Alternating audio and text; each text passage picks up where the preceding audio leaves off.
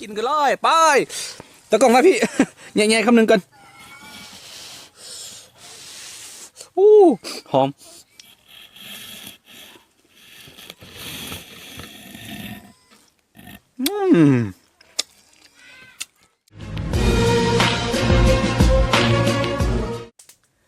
กล่าวทักทายสบายดีทุกคนดีกำลังติดตามพักชมเนาะยินดีต้อนรับเข้าสู่ซองค่าน้อยทุกคนวันนี้เราอยู่ป่าอเมซอนเนาะอยู่ป่าอเมซอนแน่นอนเนาะอเมซอนเรา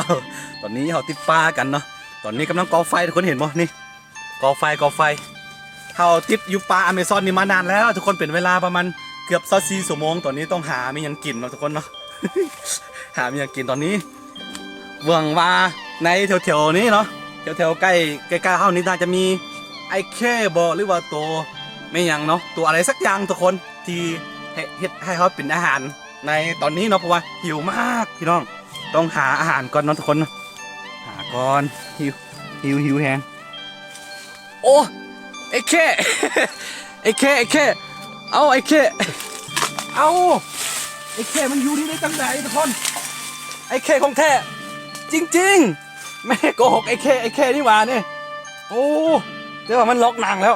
สงสัยมันกำลังล็อกคาบทุกคนเนี่ยไอ้แค่โอ้ไอ้แค่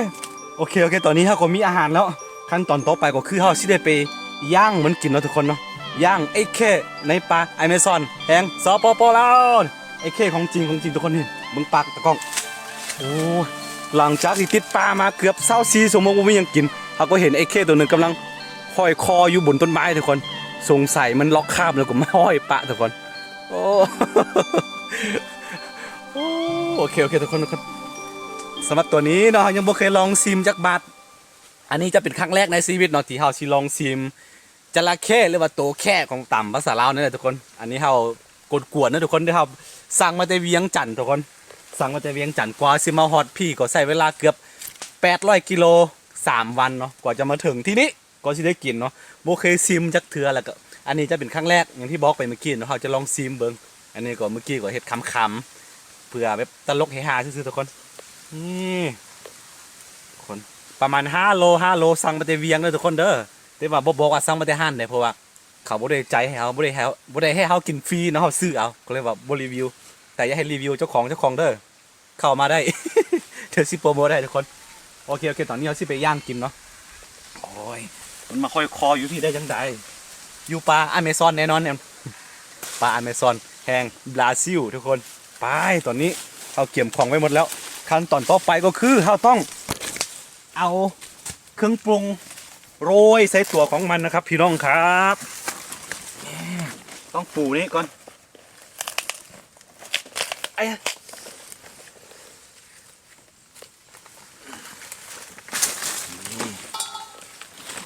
แบบนี้แล้วก็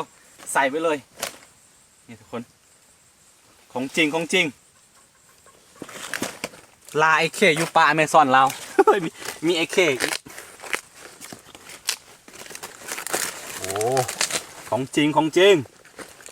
นี่เนาะก่อนอื่นเราต้องเห็นยังต่อปะตอนนี้เนาะนี่เรามีมะเขือป่นมันจะมีเกลือแป้งนัวแล้วจะทาทั้งตัวของมันเลยทุกคนนี่เราทาแล้วก็ทาตัวมันตรงทามันเค็มบันไดหลังจากที่มันใกล้จะสุกแล้วเราจึงเอาอันนั้นน้ำผึ้งเนาะทอกไซแล้วก็จะทาเนาะทาทั้งตัวมันเพื่อให้มันสุกเหลืองเรื่องเนาะเป็นตาหน้ากินอีกที่หนึ่งเนาะตอนนี้เราทาเป็นซ้ำห้องซื้อทาเป็นพอพิธีเนาะเพื่อเวลาเราไปย่างมันจึงได้ซึมซับเข้าไปข้างในทุกคนเลยโอ้ยของแปลกต้องทาข้างในก่อนพี่น้อง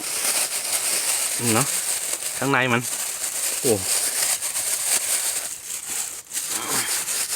นี่ทาแบบนี้พี่น้องแล้วก็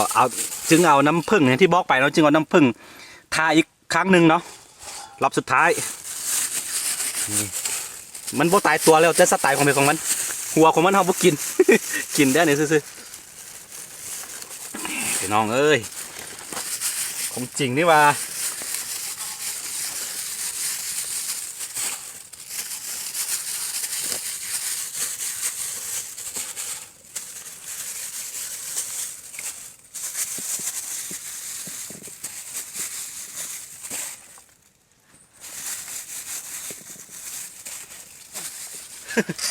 เอาอันไม้ตัวนี้เสียบเข้าไปข้างในของมันแล้วก็ช้าๆตอนนี้มีอาม่าหรือว่าแม่เนาะมาติดเกาะน้ำทุกคนมาติดปลาแม่ซ่อนน้ำ นี่คนโอ้ยโอ้ยโอ้ยโอ้ยทำไมมาโจ้มาตอนนี้เขาก็ทำกันเสียบเข้าไปแล้วทุกคนแล้วก็เอาไปเอามาถ้าประตอดเมื่อกี้นี่เนาะมัดเข้าไปแบบนี้ถ้าว่าพอถึงประตอดมาก็สึกจะให้ดีนี่เนาะก็ชิได้กินค่อนข้างยากเอามาก็ยากเดินทางมากว่า800 กิโลส่วนที่มาถึงป่าอเมซอนสปปลาวดูคนเนาะแล้วก็เอาเล็กมัดแบบนี้เนาะเราก็ไม่รู้ว่ารสชาติของมันจะเป็นยังไงอะแต่ว่าตอนนี้พยายามมัดแล้วก็จะไปย่างแล้วก็จะลองชิมครั้งแรกเลยทุกคนนี่ก็บัดตัวก็ถัดถึงตกลงว่าเราว่าไทยปนกันพี่น้อง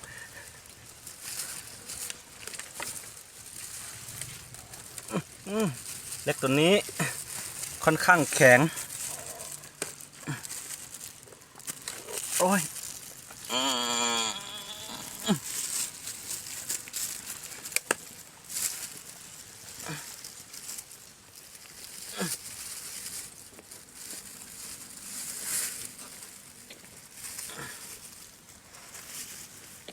อาจารย์นี่นิ่มมาจ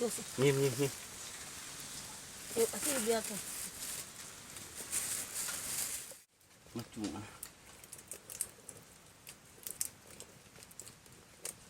แบบไม่มาเคยเยอะน่ารักใช่ไหมตอนนี้ได้เวลาไปเผาไปย่างแล้วทุกคนมา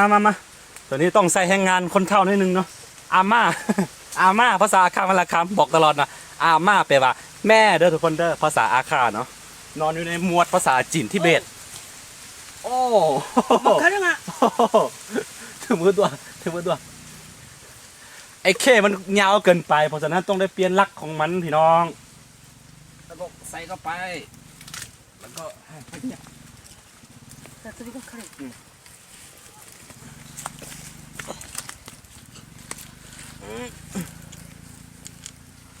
说什么意思吧？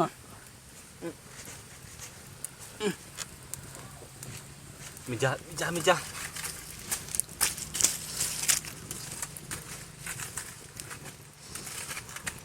คงต้องจะใช้เวลาประมาณอย่างน้อยก็3 ชั่วโมงพี่น้องครับ ถึงจะได้กินเนาะบูฮู้ว่าเวลาสุกมาแล้วหน้าตาของมันจะเป็นยังไงอะแต่ว่าต้องติดตามยาวๆไปพี่น้อง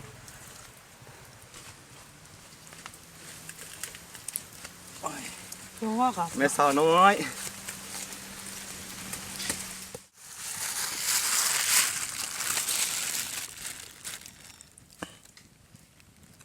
โอเคทุกคนนี่คือสมุนไพรเนาะมันมีประกอบด้วยมีน้ำผึ้งแล้วก็น้ำมันพืชแล้วก็เจลเนาะเจลเพชรปุ้นอะไรง่ายๆคือตอนนี้เราสิไปทาตัวของมันทุกคนนี่อู้น่ากินเขาจี๊กกินก่อนแล้ว แป๊บนึงเด้อตะก้อง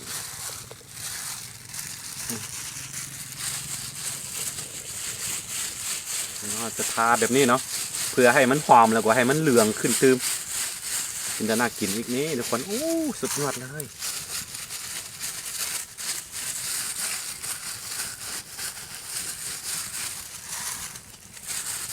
อายุดมเนี้ยต่อ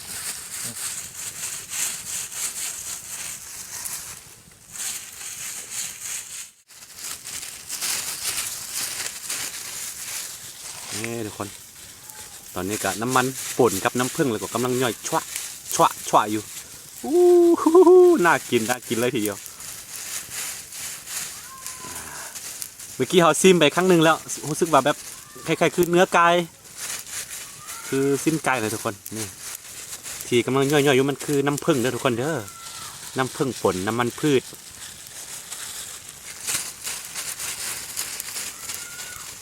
โอ้สุดยอดเลย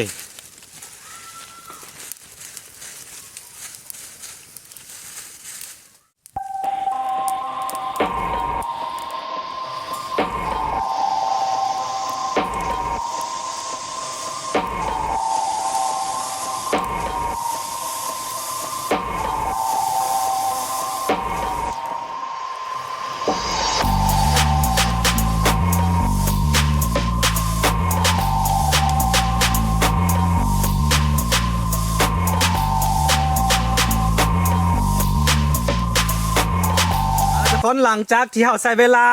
ย่างเนื้อจระเข้กว่า3 ชั่วโมงเต็มๆเนาะตอนนี้หน้าตาของมันก็จะเป็นจะนี้จิ้วทุกคนโอ้เหลืองออดต้อยแล้วก็ทาน้ำผึ้งพร้อมด้วยน้ำมันพืชเจียวพริกป่นแล้วก็เลยหน้าตาออกมาจะเป็นแบบนี้เนาะทุกคนโอ้ยน่ากินเลยทีเดียวบ่สั่งพานาเดี๋ยวสิลองชิมคำหนึ่งก่อนเนี่ยตะกล้องโอ้ของจริงคำหนึ่งซิมเป็นพอพิธีอร่อยสุดยอดมันจะออกรสชาติแบบ นัวหวานเพราะว่ามันเห่าใส่น้ำผึ้งแล้วก็ว่าง่ายๆคล้ายๆคือกับเนื้อไก่ทุกคนคือสิ้นไก่เลยตอนนี้สุกแล้วทุกคนโอ้ยโอ้สุดยอดเลยหอมหวนเย้ายวนใจตอนนี้เราจะไปจัดพิธีสถานที่ที่เราจะกินทุกคนอันระดับอาคารน้อยเราต้องบ่กินแบบธรรมดาทุกคนกินแบบพิสดารนิดนึงเนาะโอ้ยโอ้แม่เจ้า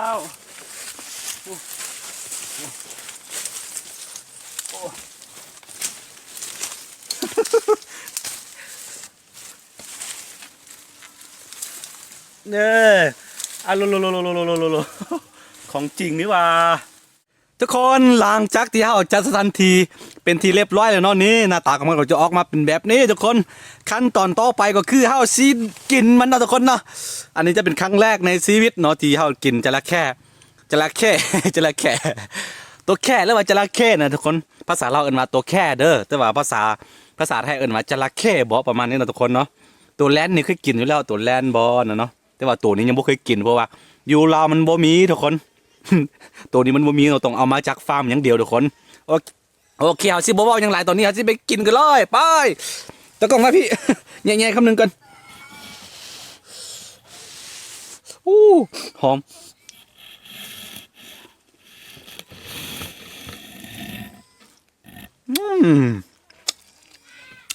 อีกคำหนึ่ง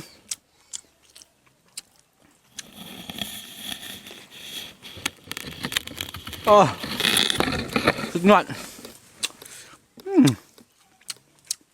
มันไหม้นิดนึง บดไหม้ขม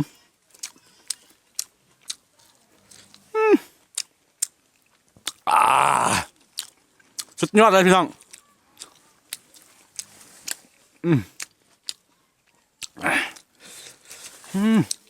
เนี่ยตะกล้องมาพี่ตะกล้องมาพี่โอ้เห็นปะโอ้ทำยังไงเลยพี่น้องเด้อ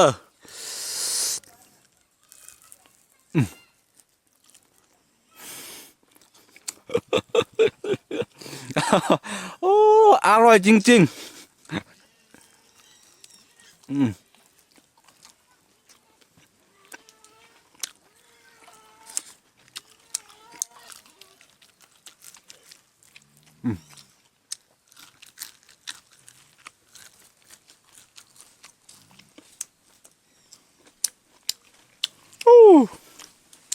ของจริงเบิ้งหัวมันเนี่ยเขาบอกกินหัวมันทุกคนเนาะเบิ้งมายังเป็นหัวอยู่เลยตะกล้อง เขาชิกินคานี่มานี่กินบ่หมดดอกเดี๋ยวสิไปแบ่งปันให้ปู่ย่าตาให้พ่อแม่ไอเอ้ยน้องเขากินลองซิมน้ำกันหมดทุกคนเบิ้งเนาะทุกคนนะตอนนี้มีเจียวเอาสิลองกับเพชรป่นสูตรของเราเนี่ยตะกล้องเอาดูเข้าไปมะม่วง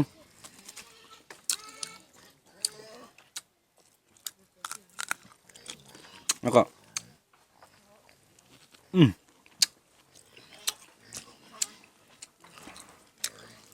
ลองหลายๆแบบมั้งลองบอกว่าสุดยอดตะกล้องเดี๋ยวก่อนหน่อยโอ้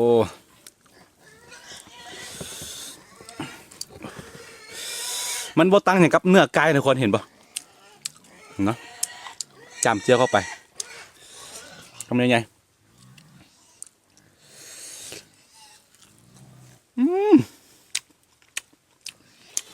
สุดยอดเลยคมขาอยู่หลายแสนเด้อหลายแสนกว่าจะได้กิน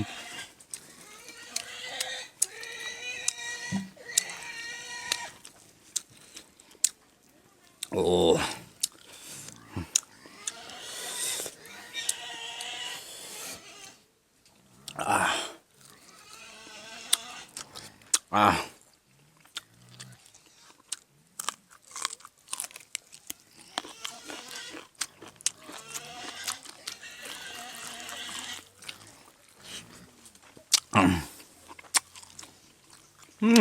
สุดยอด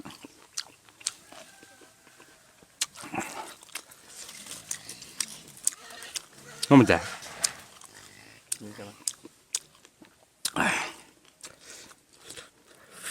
ตากล้องเห็นว่าท่านเดี๋ยวลองซิมเถอะทุกคน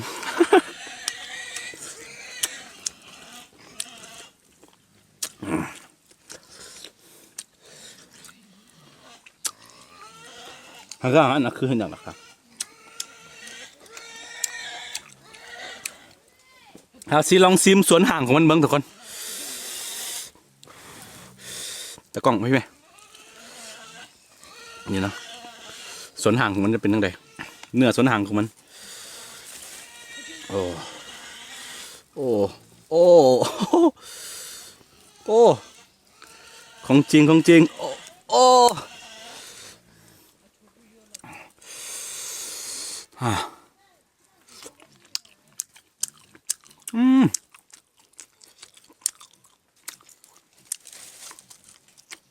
สุดยอดเพื่อน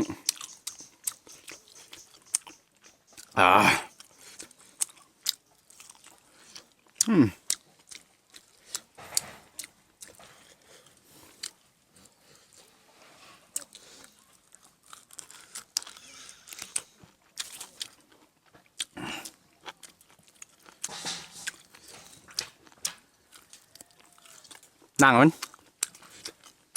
โอ้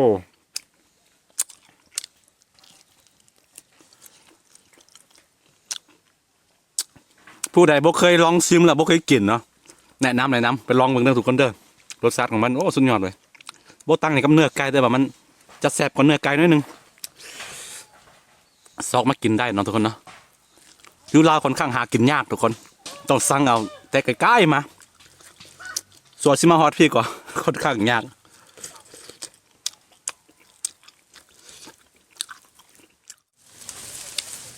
ตอนนี้เฮาสิให้ตากล้องเป็นลองซิมเบิ่งกันเฮาอิ่มเกินแล้วโอ้สุดยอดโอ้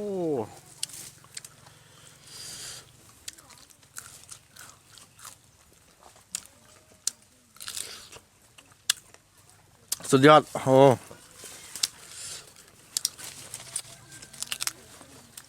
เป็นครั้งแรกที่ได้ซิมเนาะสิ้นเจ้าละแค่หรือว่าเนื้อเนาะ จระเข้จระเข้ จระเข้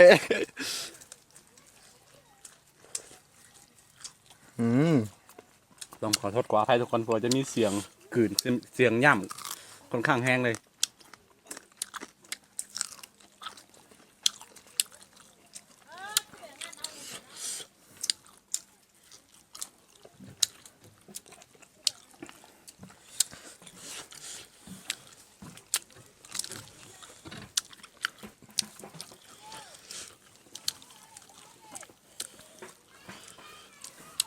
ต้องบอกเลยแบบ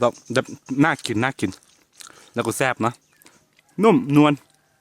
ออกหวานๆนิดนึงเพราะว่าเขาเอาน้ำผึ้งทามันนะทุกคนผู้ใดบ่เคยลองกินเนาะสามารถไปหากินได้เด้อสามารถสั่งได้เพราะว่าอยู่เวียงอยู่สปปลาวเนาะอยู่เวียงมีเด้อมันเขาจะมีฟาร์มขายเนาะทุกคนแต่ว่าสั่งยากต้องสั่งไว้ล่วงหน้าโอเคสำหรับคลิปนี้ก็ซิมีประมาณนี้ทุกคนกันผู้ใดมักแบบคลิปบ้านๆแบบนี้ก็อย่าลืมกดไลค์กดติดตามซองอาคาน้อยเนาะเพื่อบริพัตรวิดีโอใหม่ๆจากซองอาคาน้อยทุกคนแล้วเจอกันใหม่ในคลิปหน้าเนาะสำหรับคลิปนี้ไปก่อนเนาะสบายดี